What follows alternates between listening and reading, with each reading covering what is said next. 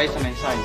May Sanaysay ay isang akdang panitikan na ang tanging layunin ay isang karanasan para sa magbabago.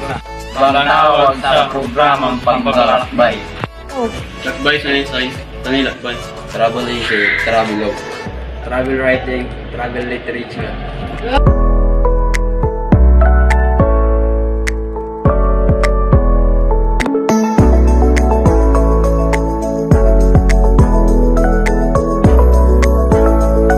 Kami ngayon sa basketball court kung saan ginaganap ang liga at kadalasang pinupuntahan ng mga kabataan upang maglaro ng basketball.